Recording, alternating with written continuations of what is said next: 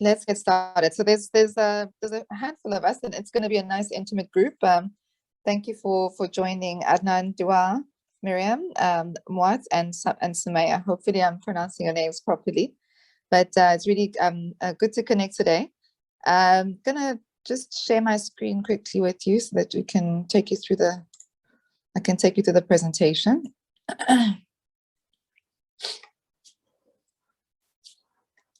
All right, so if there's any questions, please feel free to ask. I'm not sure if you can all, if your mics, if you can actually all speak in your mics, it'd be great to actually hear you.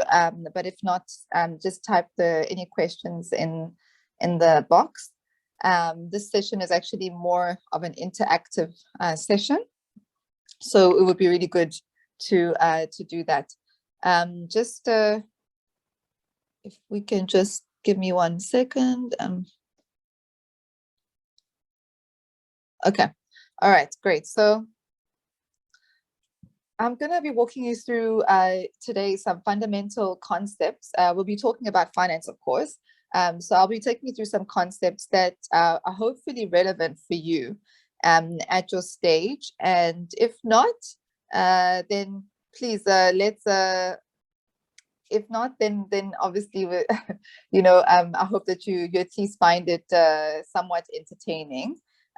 So the philosophy that I have, I really have one main or key philosophy, and that's really that if it's not measured, then it cannot be managed. So I want you to just take a moment to think about what that means. It's important to make sure that we can measure all of our actions in the business. Otherwise, you're not able to extract the real value within a specific activity or within specific functions that you have in the business. You cannot create your business as an asset of value.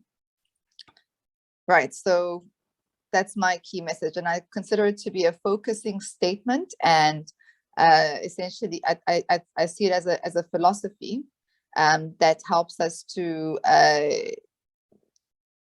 focus our decisions and to make sure that we are spending our time on things that actually do ultimately generate or ultimately contribute to to the value or to building the valuation of our business. So I'm going to focus on the preliminary concepts, as I said today. These are things that you need to know and do before you can even think of achieving any financial goal. So whether it's fundraising or getting profitable or anything that is currently a concern for your business, these are the concepts that you just need to have, need to understand and essentially tools that or concepts that you can take and consider when you are managing the finances for your business. First is looking at using cash, how we can actually use this one number to track the minimum viable metrics in the business. Second is we're going to be defining revenue. Then we'll be understanding how the accrual concept differs from the cash concept and what all of that means. Maybe you've heard these concepts. Then we'll look at knowing your product market fit. That means understanding what are the different aspects and ways in which you can look at product market fit and how that relates back to the finances. And then the accounting formula, so the basics of accounting, so understanding what the formula represents, what it means, and what it's about. And then finally getting intimate with financial with your systems and your data sources to see how you can get the most and make the most out of it. Now, we're not going to be talking about advanced concepts, fundraising, modeling, KPIs today. These are things that I normally talk about, but we can, those would be out of the scope of the discussion today. So we're just going to be focusing on these preliminary concepts. Now, before I get started, I want to just quickly introduce myself. So my name is Ori, and in a very, very small nutshell, this is my journey. I like to call it the battle between creativity and finance, or a story of creativity and finance. and that's because there's two sides and two parts to who I am. That after qualifying as a chartered accountant, I spent a few years in corporate while juggling a few side hustles and side businesses. I had a huge mindset shift, or you can call it an epiphany, when I consulted with a tech startup in 2016. I was sort of transitioning out of the corporate life. And that's really when I realized that I don't have to choose both sides. I can actually manage both the creative and the finance bit. And now I run a company called the Scalable CFO. And now, quickly to tell you about the company, really our mission is to make sure that every company has what we consider to be the most critical resources, some may argue, and that's the CFO. So to get a CFO at an attractive price point that is manageable for a small business, that's what we do. And we help companies build or establish great relationships with their CFOs and get the most out of that relationship. And we do that through our matching, our marketplace or premium marketplace, where we match consultants, CFOs to SMEs and they work with them on a part-time basis and help them with pretty much anything under the finance umbrella. So that's a quick plug-in of who I am and what we do. Now, I hope if there's any questions before we get started, just let me know. But I'm going to dive right in. Let's start off with, as I said, this is all about the preliminary concepts. And the very first point I want to just highlight is that what we're going to talk about today is really relevant for you if you are a pre-Series A startup, and especially if you would like to develop and build or cultivate a growth mindset in your business. What does that mean? That means constantly looking to improve, constantly looking to grow, constantly looking to extract as much value as you can from the business, and really seeing your business as a vehicle or an asset of value, meaning it can be sold, it can be funded, and it can actually operate without you being involved in the business. So that's or without you being hands-on on a day-to-day. So that would be the ultimate goal, and that's when this becomes relevant. So now the second point that I just want to touch on, or the first real concept that I want to just get into, is the idea or the concept of using cash to track your minimum metrics. Okay. Now, all you really need to know in order to actually get certain or derive certain key metrics in the business that you can stay on top of are three numbers. The first one is your bank balance. The second is money coming in. And the second is money coming out. You'll notice I'm not even talking here about accounting terms or complex terms. These are just the basics. And if you have these three numbers tracked and you have access to those on a regular basis, you would be able to generate specific metrics that then tell you about your business, that can then give you information about your financial health very, very quickly. Now, the first number that we can calculate is your burn rate.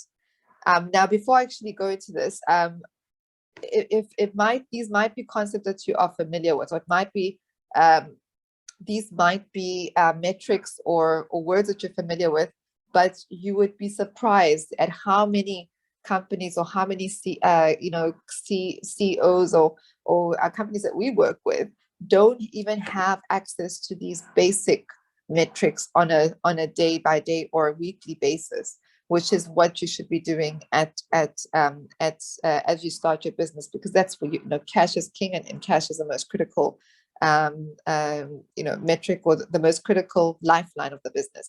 So these are just really the fundamentals, and if you're doing this already, that's fantastic.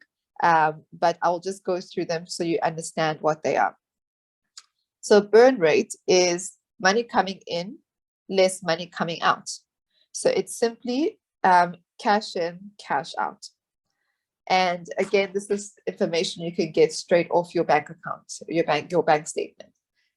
Runway. Now, runway is your bank balance divided by your burn. Now, the concept of runway is, people can look at it from different perspectives. We'll look at runway as based on your burn rate that is just cash or money going out, or it could be the difference between money coming in and cash going and money going out. So it really depends on your on how critical and at what stage you are in the business. So to be able to make that decision, it's something that you have to consider in terms of if you are simply burning and there's no money coming in, then of course you have no decision to make. It's very clear what your burn rate needs to be. Now, if you already have money coming in, and you have a steady or a flow of incoming funds that is a bit reliable and stable, then you can have your burn rate as a net burn rate, because that would give you some sort of it would give you a more reliable or a stable indicator of your runway. So this really depends on your business and what the sensitivities are.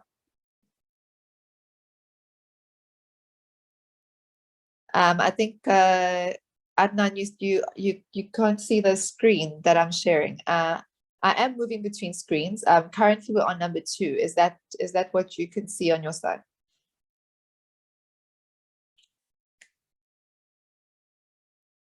Okay, so anyways, I hope that you can all see the screen. Okay, perfect, great, fantastic, great. So now the third metric is your growth rate. Now your growth rate is your money coming in less money coming out. Sorry, your money coming in month 2 less money coming in month 1, and that gives you your movement between the 2 months divided by your money coming in month 1. So it just gives you an indicator of how your company is growing. Growth rate is very important, especially if you again are a business that is focused on, that is looking to capture, to grow. You're looking to raise investment. You need to show your growth rates are consistent. You need to show that you're actually growing on a regular. You're able to actually generate repeat business. You're able to generate business on a regular basis and organically, and that is something that you do need to be mindful of. And there's certain types of growth rates that are considered to be exciting, considered to be interesting to certain types of investors. So your job is to figure out what those are, and have an honest conversation with yourself if your business is not able to fit into that, to what they're looking for. So VCs, for example, would tend to go for double digit type of growth rates. But if your business is growing at, say, single digits or 4% or 5% a month, then perhaps it's not a VC play, or maybe you need some time to get to that stage. But it's good to just be aware of what your growth rate is, and be on top of that, and always aim to show growth on a month-by-month basis. Now, the last metric is break even. Break even is essentially when your money, or your monthly money in, ideally with growth, is equal to your monthly burn. Okay, so money in with growth. Again, this is very much dependent on the stage of the business. So if your growth rate is still a bit unstable and not clear, then of course you would just look at money coming in. But ideally you want to consider the growth, because we are growing businesses, right? So that would be the most ideal scenario. Now, all of these metrics you're able to calculate with just those 3 numbers. So you could quite easily maintain a sheet, or maintain a Google sheet even, where you just keep track, or just put these numbers in, put these formulas, and that's literally all that you need to keep on track of, or at least keep on top of, to be able to pick up if you're starting to have an issue. So if your runway, for example, is reducing significantly, you should be able to to be aware of that. And it can happen sometimes very, very quickly without you realizing it. So because your runway is driven by two things, and that's really your bank balance and your burn. So if both of these are affected, your runway is going to be instantly affected. So it's important to stay on top of that. Now, the next is revenue. So the concept of revenue.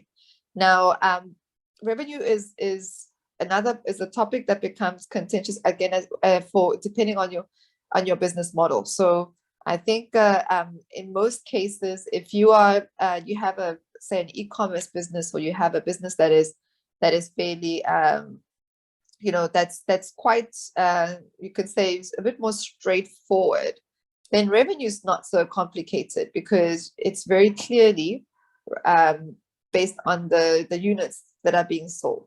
However, it can get trickier depending on the commercial terms, but that's another conversation. Now, where revenue tends to become also quite tricky, and that happens more often than not, is in when it comes to understanding different the difference between the marketplace revenue versus the revenue that you would recognize in a subscription-based business when you are billing in advance. So it gets a little bit complex in those cases.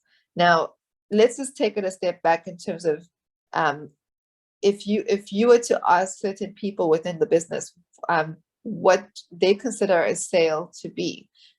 You might ask a sales manager, and the sales manager will say, well, it's when the client has said yes. So they get excited and they celebrate the moment a client says yes, they want to take on the services. A sales director would potentially think that, well, it's when the contract is signed, because now they've signed on the dotted line and they're a customer, and that's it. Now, CEO, you would probably care more about revenue, or at least revenue when the client actually pays, right? Because ultimately that's the lifeline, as we said, of the business, is the cash. Now, there is actually a universal or a standard approach to understanding, or at least to recognizing revenue, and that's really driven and guided by the revenue standards and financial reporting standards, which actually is a whole chapter on recognizing revenue and how to make a decision of when that revenue is recognized. But the stripped down version of that is that revenue is recognized when it's actually earned. So when you have the right and the title to it. If at any moment the revenue can be, or you can make a reasonable assessment of the fact that the revenue could be paid back, or you'd have to pay back those funds, or someone could potentially walk out of the deal, then you potentially are not in a position to recognize revenue. A good example is your subscription-based services. If you are charging or billing a client for a year, the reality is, unless you have really, really, really strong contracts and that basically renders them stuck in your contract or stuck with the service, your contract or your client, if they decide they want to stop the service, you probably would have to pay them back for the portion or the period that the service was not rendered. So it's really about understanding when you actually have earned, and it can be a number of factors that you have to consider. It could be the risk of ownership. If you are a company that is selling on consignment, just because you've sent the goods out to the store doesn't mean that they're sold. They would have to actually agree to, or at least confirm that they've been sold to an end user. In that case, you recognize revenue.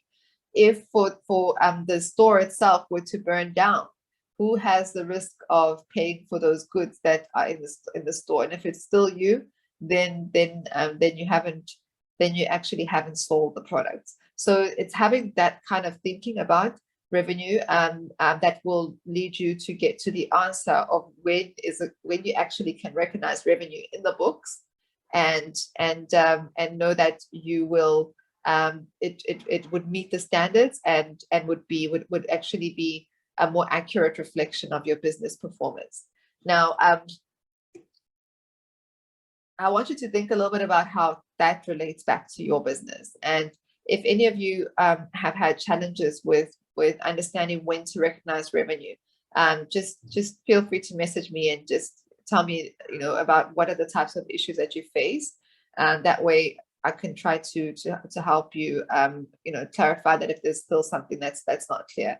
But this tends to happen a lot with SaaS business models, where there's advanced billing, with subscription models, sometimes even where there's return policies that are very, very lenient to a client. Those type of things tend to make it a little bit more complex, and difficult to come to a decision. Another issue with revenue tends to be, what is revenue? So, for example, is your GMV, your gross merchandise value revenue? Is your commission your revenue?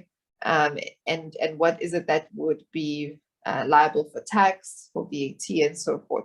So it can get quite complex. So it's good to just define that and be clear, understand really how revenue as a concept is defined in your own business. Right. So no questions. I'm assuming that everyone is very clear on the revenue. Okay, so now the cash and accrual concept. It's very, very closely linked to the concept of revenue. It's a concept that is actually now becoming universal, in the sense that I think even in Saudi, they companies are required to produce their financial statements according to IFRS, which is the International Financial Reporting Standards, which actually follow an accrual basis. So it's a concept that you need to be aware of, just so that as it actually is the foundation of how you calculate your profit and loss, and how you calculate it in such a way that it makes it your business comparable to other businesses. So if an investor is looking at your business and compares it with even if it's not exactly the same a business line or exactly the same product, but they have a way to compare, apples for apples, because you are following a conventional approach or a convention when it comes to keeping track of your numbers. But in addition to that, it also helps you as a business owner to actually get a proper sense of profitability and start to measure things properly, and how your business is actually growing. Because if you don't have a accrual concept, you'll have a lot of fluctuations, which make it very, very difficult to plan. They make it difficult to understand how your business is doing, and just really becomes, for lack of a better word, just a nightmare to manage. So what is the accrual concept? The accrual concept is really, again, it's just expanding on the revenue definition. It's really about recognizing income and expenses when you have, or income when you've earned it, and expenses when you've incurred them.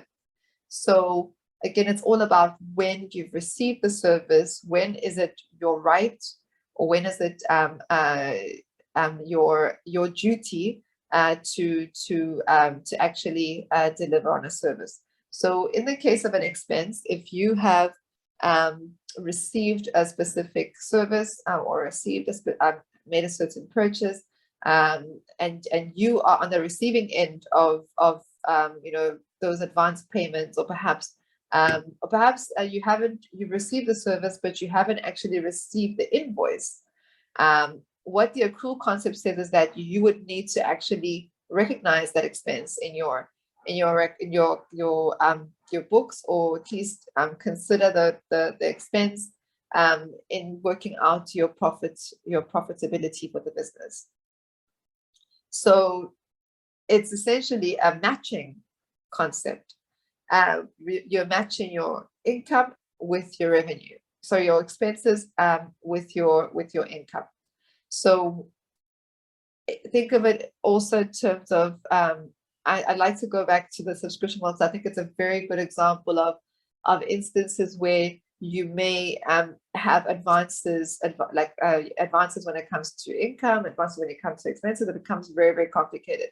So you might be delivering software as a service, but in order to get certain software out, you need to obviously incur certain expenses, or in order to deliver on a specific feature before you actually start earning recurring revenue, you might actually need to do some work to get that done. Now you have to think about that as a business, as whether that expense is actually is something that is going to be incurred as a one-time expense, or it's being incurred over a certain period. And then consider whether that revenue is being incurred or is being earned at a point in time or over a period. Now, once you made that assessment, you can start matching the bookings of your costs and your expenses. So take a marketplace, perhaps, for an example. So if you are earning, you're earning there's a certain percentage, or you have certain services that need to be rendered by the suppliers in order to earn a specific revenue, you would want to actually make sure that you book the expense that relates to that income in the exact same period in order to work out your profitability correctly. Again, much easier in the case of your e-commerce or product-based businesses, because as soon as you sell the product, you would recognize the cost associated with that product. So that's the full concept, and how it differs from the cash concept is that also the cash concept is purely based on when the transaction hits your bank statement, and you would not consider any accruals. You would not consider any matching of your expenses and your income in calculating your or in building your financials. So that's something to consider. Any questions on the cash versus accrual concept?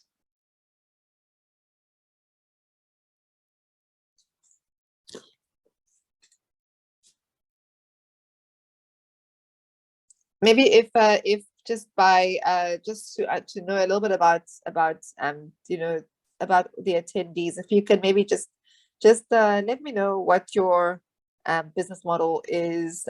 If you could just let me know just what you do. Please feel free just to type into the comments, into the chat box, just so we have a sense of who's on the call, and if there's anything that there's certain models or any concepts that might be going on in your business that could be relevant to what we're talking today. Feel free to raise your hand, and I can even I can also allow you to talk.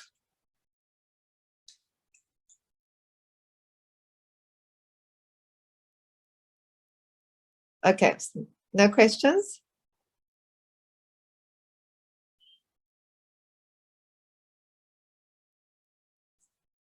So I like the session to be quite interactive. So any takers, anyone who'd like to maybe just say a few words? Dua, Khalid.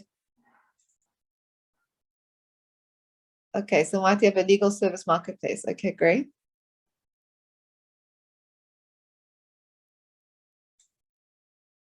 Thank you for that. Any questions? Anything that maybe you've struggled with in terms of revenue recognition or in terms of the accrual concept? I'll give you a chance to actually talk.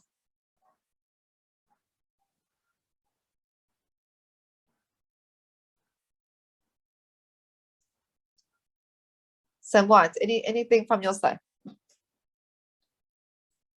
I see, John, you also have your hand up. I'll come to you in a bit.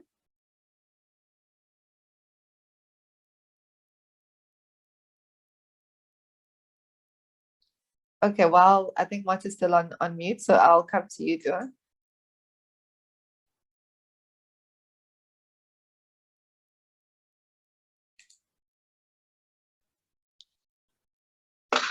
Hi everyone.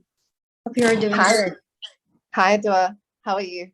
I'm fine, Alhamdulillah. So actually, I'm coming from an angel investor background. So I work in an angel investor network.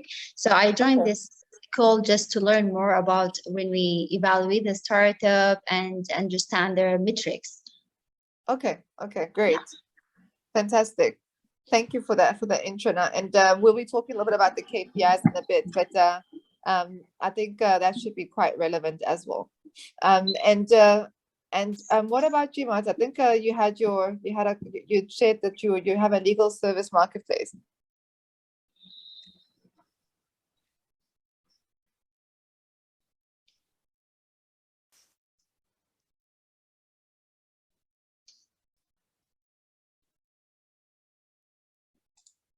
Okay, so it looks like we're not able to connect to Mart there, but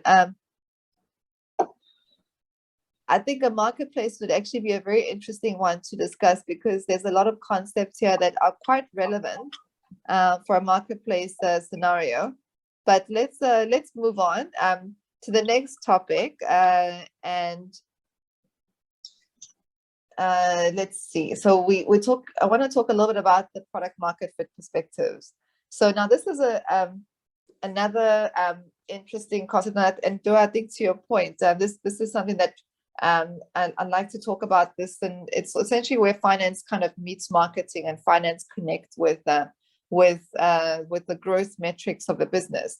I'm just because this is a topic that tends to be very popular, so I'm gonna allow you all to talk. So please just raise your hand if you'd like to say something. But the concept of product market fit is it's a continuous concept. As a business, you're constantly working on product market fit.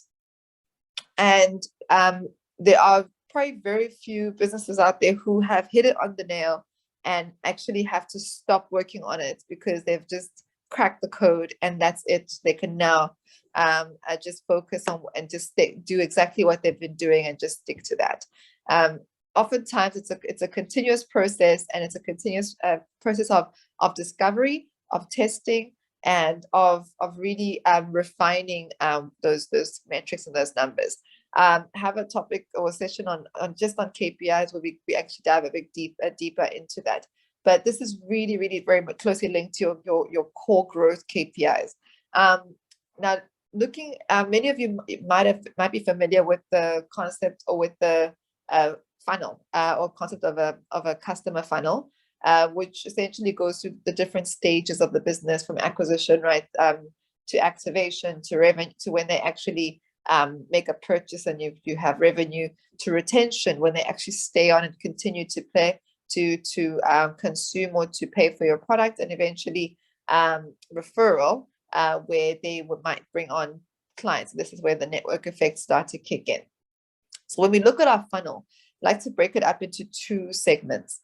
The first being the value indicators, right? So the value indicators are those that are closely linked with the very first objective that you have as a business, which is a question that you want to answer as a business, which is, does my business model actually create value? Can I convince someone to pay and to buy the services? Because that's the number one indicator of the fact that you are able to demonstrate that you can create value for your customers. So that's the very first product market fit, you can say, objective that you would have. And the value indicators would are more aligned with the activation stage. So activation being really when there's certain, you have to define it for your business what activation is, but it could be that a client actually shows up for a meeting, an introductory meeting with you, or if it's a completely online business, it's that they've maybe put some products into a shopping cart, in which case they're activated as a potential client. The revenues when they actually make that purchase, and of course your retention is when they come back for more. So these are are really, really strong indicators of value that you're creating, that you've actually managed to validate your value proposition. And those are there's certain key, metrics that you might be looking at. But the goal ultimately here is really about understanding whether that you've actually been able to move your customers through that funnel or through that phase of the funnel. Now, the second perspective is the scalability perspective.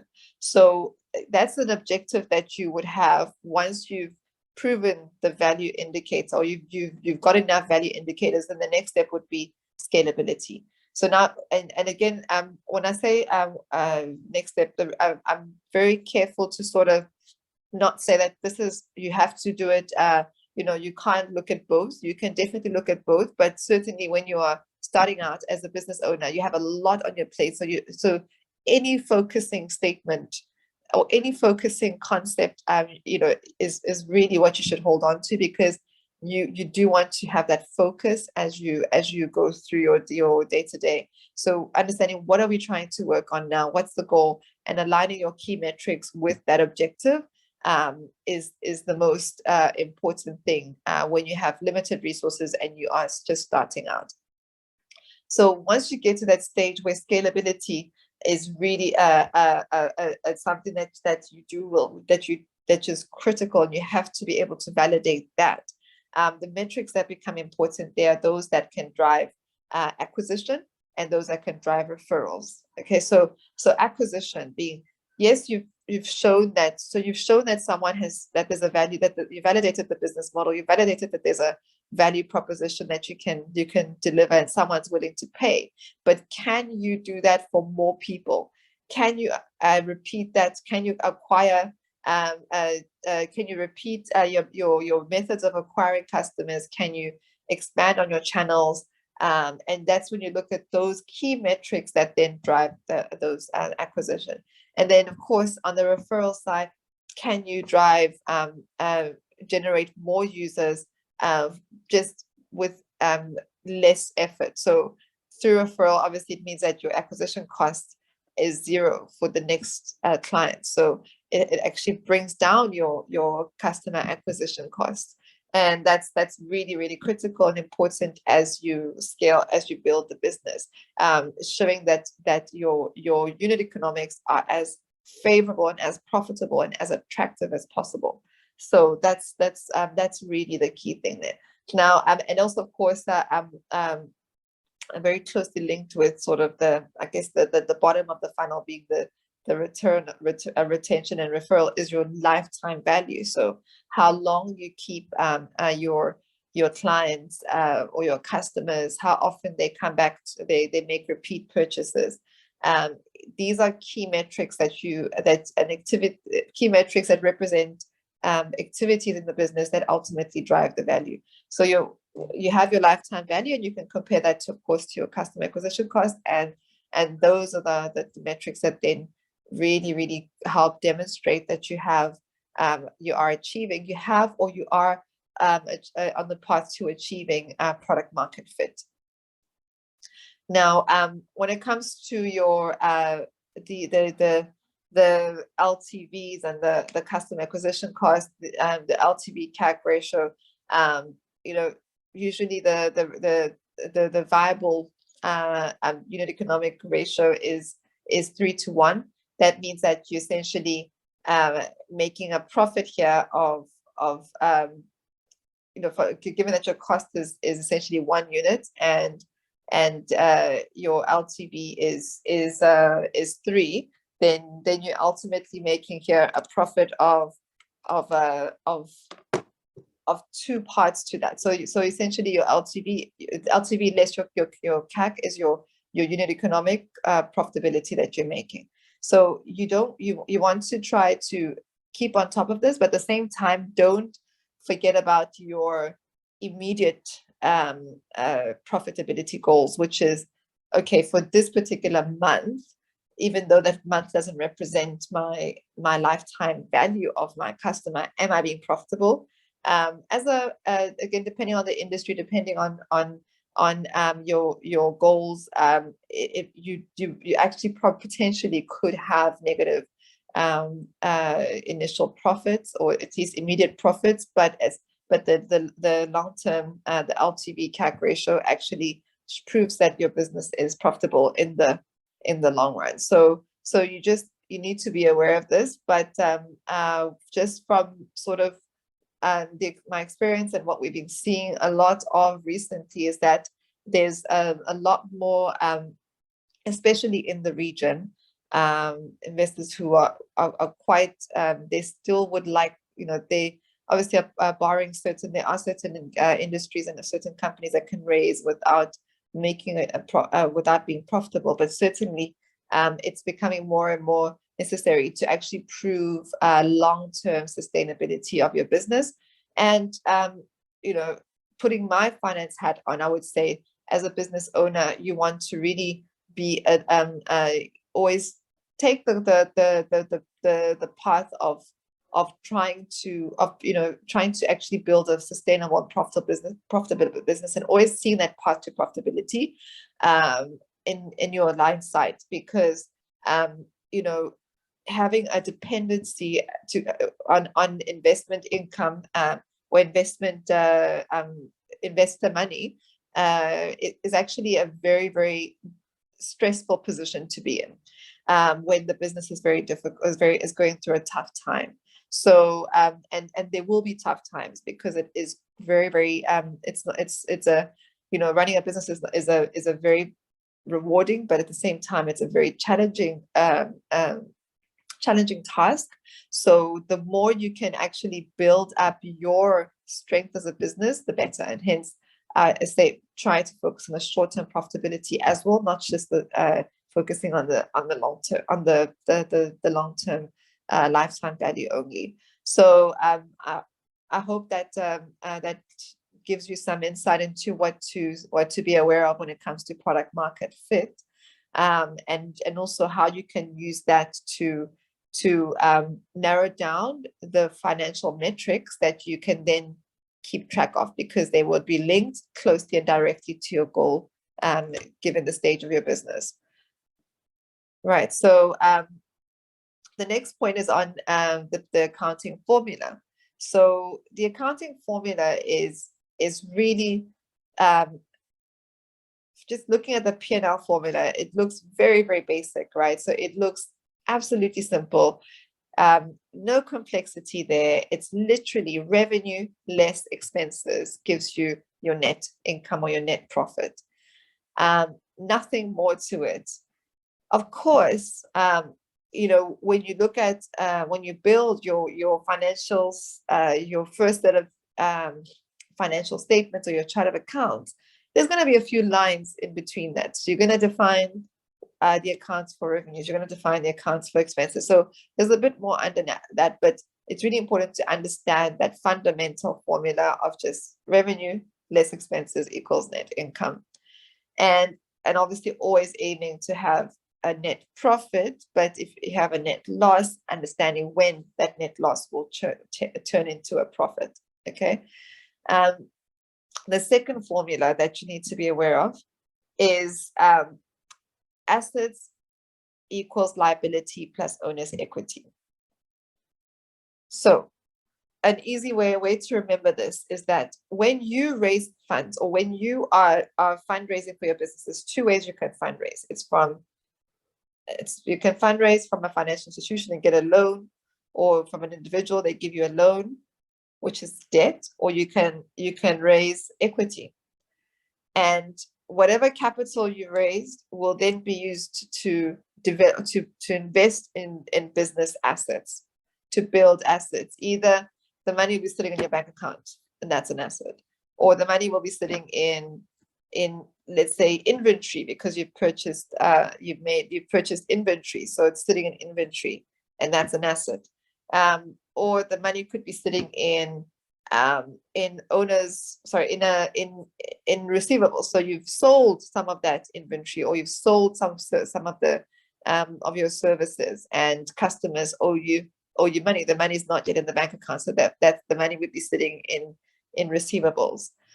So ultimately, whatever money is coming into the business or has been raised would needs to equal or needs to balance out with the assets that you've employed or that you've put into the business. Some assets could even be software development, so you could actually capitalize some of the usage of those funds to work out your assets. So the reason why I want to show you these formulas is because this is ultimately the basis of your financial statements. And as a business owner, you need to be able to at least understand and read your financial statements. If you are getting a set of financial statements from your accountant, or you're getting you've got an accounting software that gives you financial statements, but you don't understand what those statements mean, and you can't actually look at those statements and have a picture of what's happening in your business, then something is fundamentally wrong. So either you don't understand how to read them, or some of the definitions and the way that they're constructed is not correct. So it's really important to actually know these formulas, because they would be the guiding force of whether your numbers really do make sense. Now, talking about financial statements, let's look a little bit in terms of how these link back to your financial statements. So the first key statement that you may be familiar with is the income statement, which is your profit and loss, essentially. And it really just shows the journey from your revenue, of how you get from your revenue to your net income or your net profit. So from revenue to net income, there's a number of things that happen in between.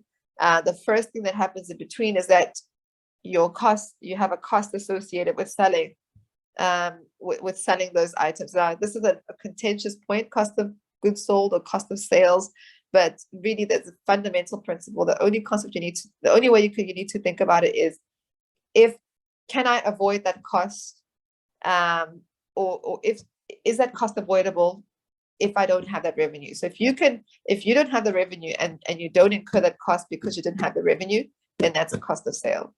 Okay, so if you're a software business and you have maintenance on your that you have to pay some engineer time to actually spend on being on call and dealing with maintaining the software, then that means that for every subscription that you're earning, you have to have a cost of maintenance associated with it. Therefore, that would be a cost of sales.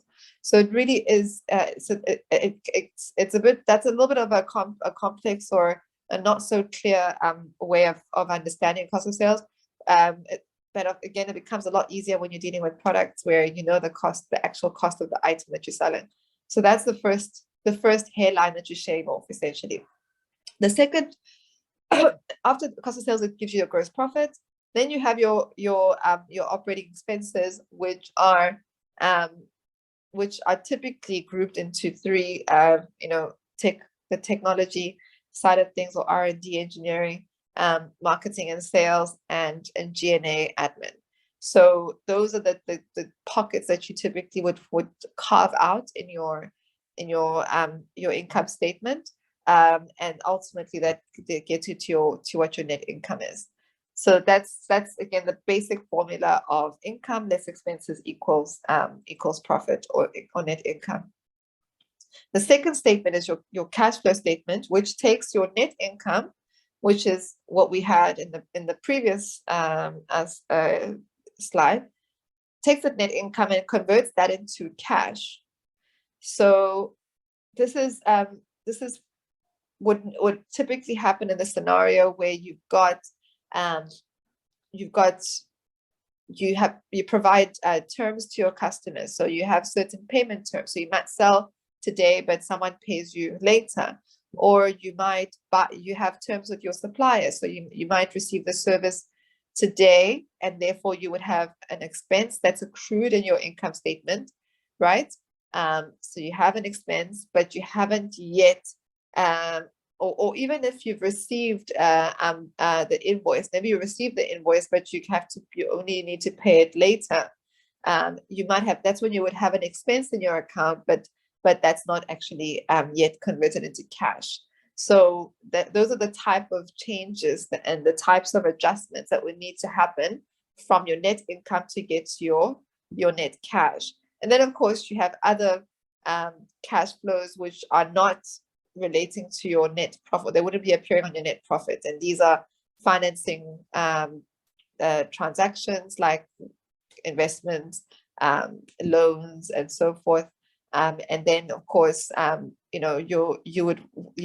may have some capitalization of some expenses. So expenses that were in the P&L or in the income statement, but you decide that you would like to capitalize that.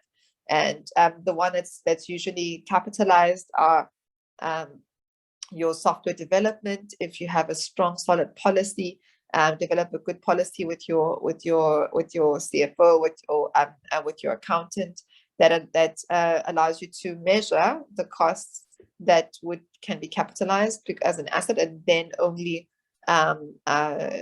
released to the income statement on a monthly basis or on a regular basis. Or you might capitalize, equipment, things that basically are quite intensive, and you would generate income or benefit from the use of those items over a period of time. So that's where you would have you would have to move those that spend out and put it into your as an adjustment. And that gets you to your net cash. Then the final statement is your balance sheet, which is your assets. And on one side you have your assets, on the other side you have your liabilities and shareholders' equity. Again, there's that formula that we looked at earlier. And your net cash actually sits in your asset segment. So it's one of the asset items with your bank. It's your bank balance. And then your other assets, as you mentioned, would be things like receivables and inventory. And then, of course, you have some long-term assets like your equipment and your capital-intensive items that you will generate use from over a long period of time.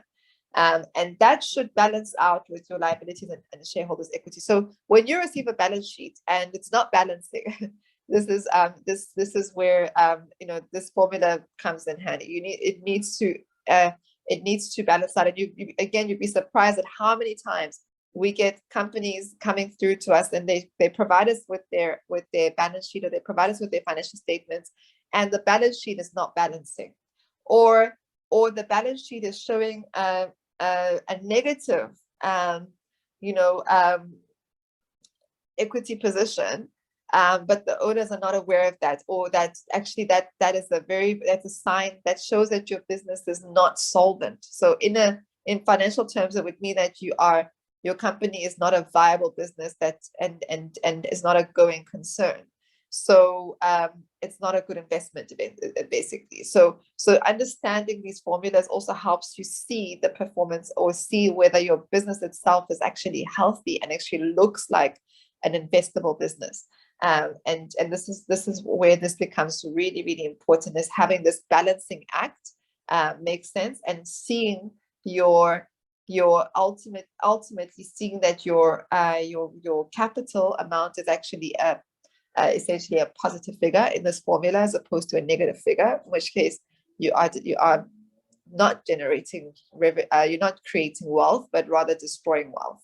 So it's super, super important to be aware of that. So your net income will come into the balance sheet as an item that is reducing. So every time you make a loss, you are reducing the value in the business.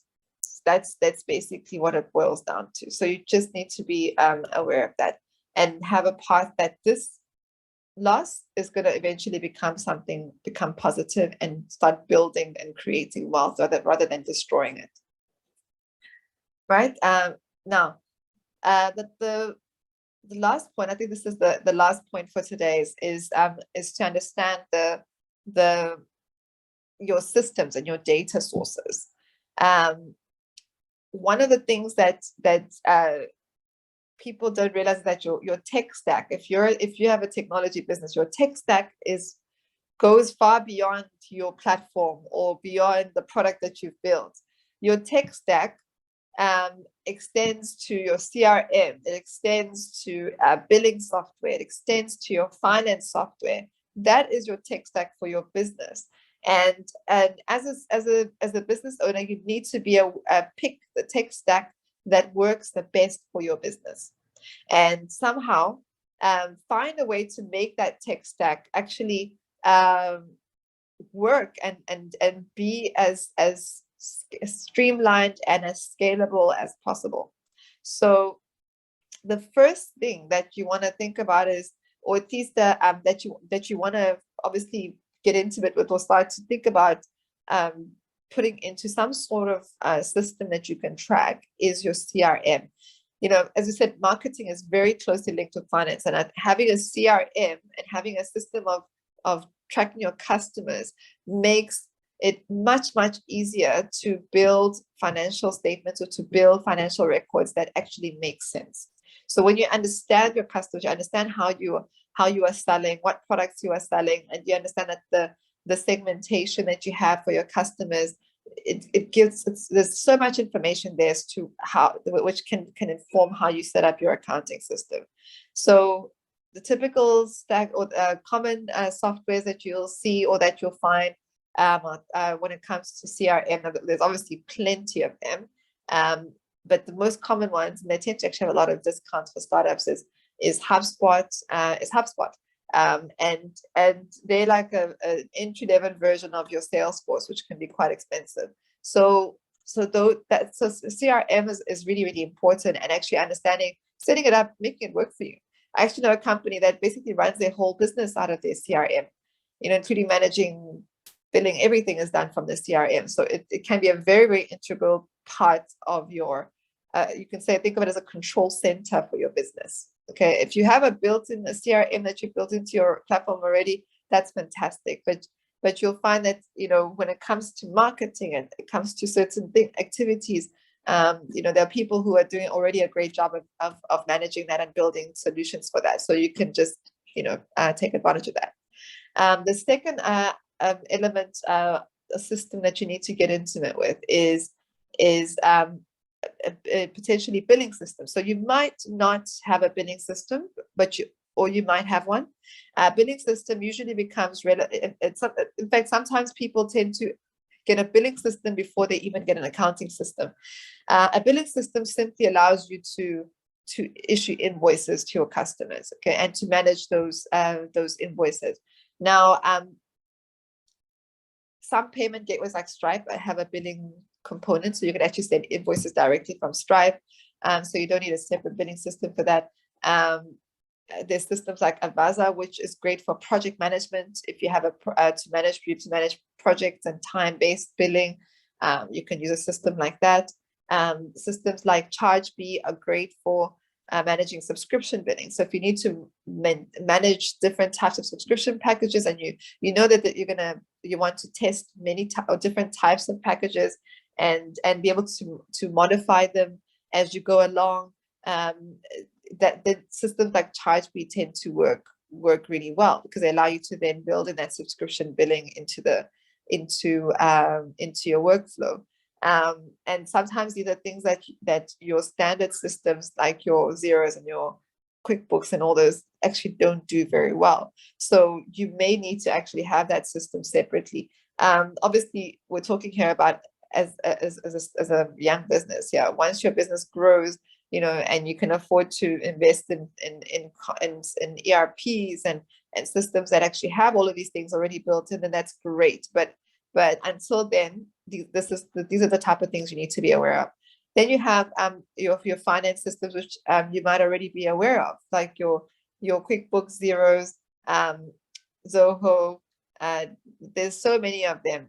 Wave. There's many accounting systems, and it's all about identifying the systems that you obviously could work best. But I think what tends to happen, I think now in the market, is that most people just go with whatever system your accountant is comfortable to use. But ideally, you should think a little bit about the system that you're choosing, so that you don't run into problems down the road with some, or at least you understand what the limitations could be in the system. So these systems, the beauty about these systems is that many of them can integrate. either directly, they have some sort of integration, or via an integration tool like Zapier or Integramat, which are all very, easy to use softwares that you can actually build in to just have all of these speak to each other. So for example, you could have from HubSpot, as soon as a customer converts through your CRM, or you mark a contract as signed in your CRM or approved, that could trigger a bill to be created automatically in Xero. So, you can actually build in some automation already that can help you manage your back office or manage some of these things really with minimal resources and in the most efficient way. And the most important part is your data is in sync. So all of that data is flowing through in the same way and there's no reconciliation that needs to be done. So, and if your accountant knows how the business runs, they know, or they don't have to wonder what customer is this, what's this for, what product is being sold here. Everything is very clear. So taking the time to really map this out or to think about this a little bit is really well worth the investment, because it can save you a lot in terms of operational issues and having challenges when it comes to just doing basic tasks like issuing an invoice or recording an expense. These sort of things you can actually manage through a system. The other thing to think about also that is that I use the word getting intimate. When I say getting intimate, it means I'm really looking into how they work. It doesn't take, you don't need an accounting degree for it. It's all logic, it's not finance, it's just logic. And what the beauty about some of these softwares is that they come already with a lot of things that are already there. So a software like Xero, for example, setting up a chart of accounts, they've already got a standard. So all you have to do is figure out what are the relevant accounts for you, and what maybe some tracking codes you might want to include. And what's great about them is that they also, or at least in the case of Xero, I'm not advocating Xero in any way, just sort of highlighting some key way, the types of things you can discover about your software. They would actually be able to tell you for each account, you can actually define what that account is being used for, and also see where how it affects the different reports. How does it affect your profit and loss? How does this particular account impact profit and loss? How does it impact balance sheets and so forth? And understanding that is really critical to having a good grasp and of being on top of the numbers on a much more easier and also on a regular basis, and having a good grasp on whether your business is performing well. So this is something that I highly recommend, is really understanding the data sources. Once you have a clear picture also of your data sources, it makes it also easier to then narrow down KPIs and metrics and so forth, because what you can track and what you cannot track, right? So if you know that you don't have a specific set of data, you have it as a KPI, because you're going to struggle to get that data if you don't have it. So it's really about understanding where and how the data flows in the business. So that's the last point. I think I actually do have an exercise, but I'm not sure if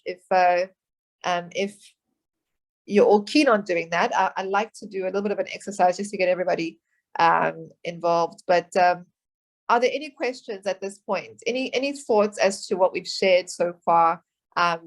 Challenges you might have faced in respect to some of the things that I've discussed with you today? You all should be able to speak, because if you just put your you just unmute. So any takers? Anyone want to share some thoughts or have any questions?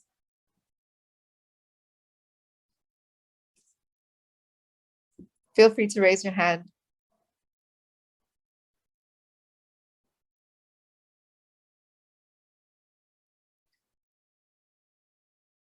Okay, Adnan, Khaled, Muad, Sumaya, any takers?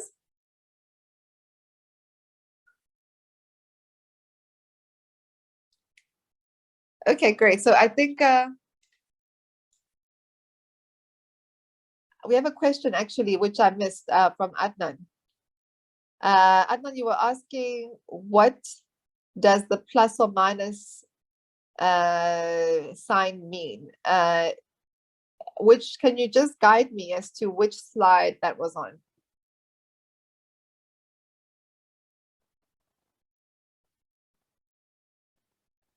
Okay. I'm assuming this is this slide, right? Okay, I'll try to answer your question, Adnan. So the plus or minus sign, okay, great. Yeah, the plus or minus sign indicates that this line could either be a positive or a negative. So changes in accounts receivable. So for would a plus sign would basically be a positive, an increase in your what it's saying is that you have to increase your net or add to your net income to get to your cash figure, right?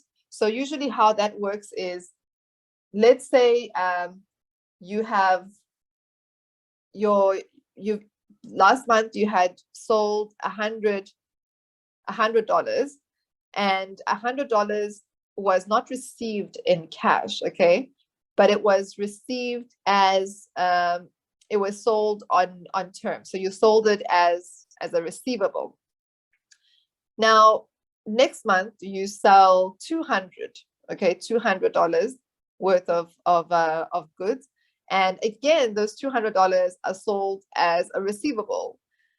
Now if you take the $200 and you take the difference between the $200 and the 100, it means that your receivables has actually increased, has increased by $100 during that period. Now that increase is not an increase in cash, but rather it's an increase in the receivables, meaning you did not collect $100. And that $100 would be a minus in your cash flow statement. So it's almost like you have to think the opposite. So when your accounts receivables increases, it's a minus. It reduces your cash flow. So it's taking your sales and minusing from the sales to get to your cash. If your receivables is decreasing, what that means is you've actually received some payments. So someone has actually paid you in cash, in which case that would actually be a plus sign and would be taking your net income and adding that difference to get to your cash amount. And the same goes with payables, where if your payables balance increases, it means that your suppliers have given you time and you haven't actually paid, meaning that your cash balance is actually increasing. So that would be a plus sign. So it works in the opposite way, basically, to the receivables. And this principle is applied across all the balance sheet items that you have. So all the assets and all the liability accounts that you have. So any change in those accounts would be treated as a cash flow. There's some cases where it's purely, that it's purely going to be, there's no cash. For example, if you've had a provision is not a cash flow.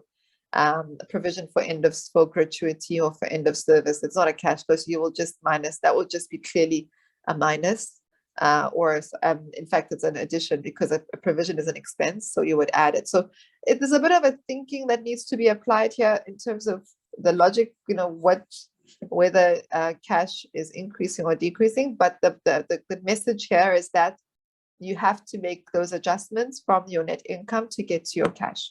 I hope that answers your question.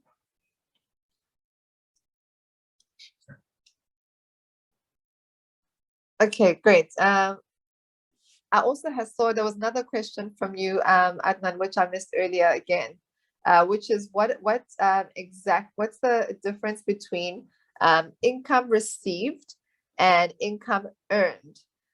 Okay, so terminology is really something that can be very confusing. So I do think it's a good question.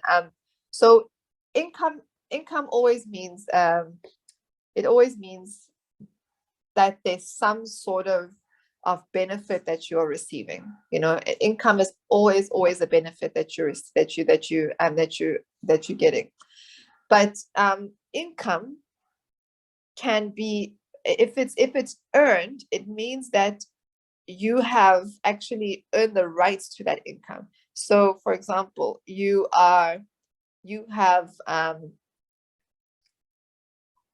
let's use a very easy example, which is and easy to understand, at least conceptually, which is you've bought some items from Amazon. Let's say you bought a bed. You bought a bed from Amazon. You might have paid for that bed online, and Amazon would have registered some sort of transaction when you made that payment. Okay, but so there's an income there. There's definitely an income because you would have paid. There's someone has made a payment. However, based on IFRS, based on the accrual concept, Amazon cannot treat that income or the money received as revenue because they haven't earned it yet.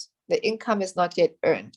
It will only be earned once Amazon delivers that item to your house. Okay, so I'm just assuming that delivery is the trigger for when it's earned. So if you today decide you want to cancel that order, they are obliged to give you that refund because you haven't actually received, unless they clearly specify, the terms are clear that, hey, you buy and there's no return policy, then that's something else. So generally, you see that there's always a bit of a cutoff issue. It's always a cutoff related issue when it comes to product, when you consider when things are earned. When it comes to service, it's always about time.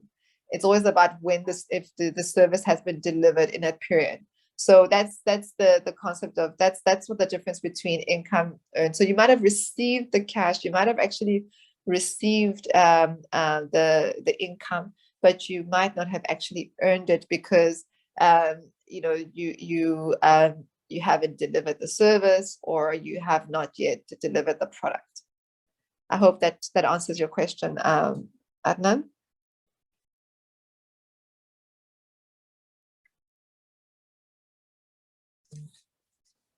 Great. So any more questions? Any more questions on that? All right, by show of hands, are any of you keen on doing an exercise?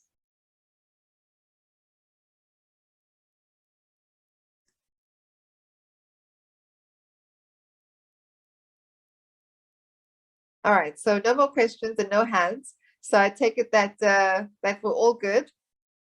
And I'll just to recap, let's close off the session then. So the recap. First of all, we spoke about how using cash to track minimum metrics. So keep in mind that this is something that works, again, very early on. You will need to become a little bit more sophisticated in that area much later. But you can just with your bank balance, just with your bank statement, you can keep track of minimum metrics that will help you see if there's any issues that are coming up in the business and help you plan ahead. Define revenue. So try to make sure that you have a very clear understanding for yourself, within the company, and for the team, when revenue is earned, so we can all work towards it. I did give an example here of a situation of a client of ours where they were incentivizing delivery guys on telling them that, okay, you're going to get a bonus every time you deliver because we recognize sales. And the issue that they started facing is that all those sales, half of them would end up being returned, but they've already given a bonus to the delivery guys based on the sales on the delivery. So that's why it's so important to have everybody in the company understand what the definition of revenue is, because then everyone can work towards the same goal of recognizing revenue. Understanding accrual versus cash concept. This is really, really important to help you get a very clear picture of the profit of the business, or whether a company is actually profitable, is actually is healthy or not. And by matching the expenses with the income will give you that clarity.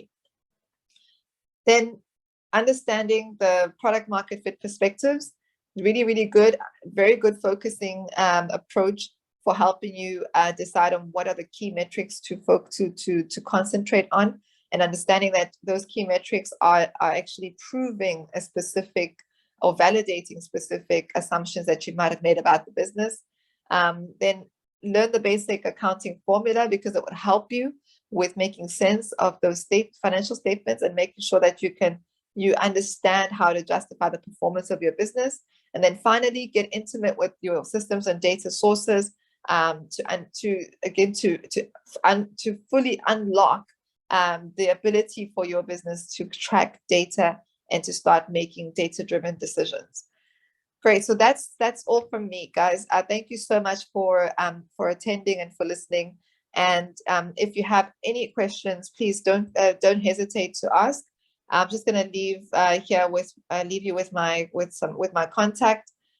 You feel free to reach out to me, and I'd be happy to help you with any questions you might have. Thank you.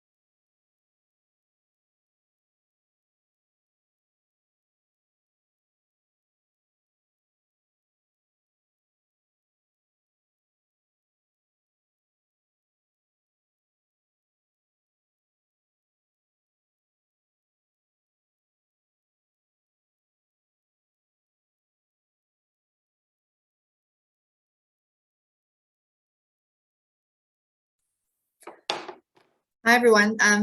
If any of you are still there, yes, the session is done. Thank you so much, Adnan. Really appreciate all the questions, and please feel free to reach out, and feel free to leave. So the session is done. Thank you.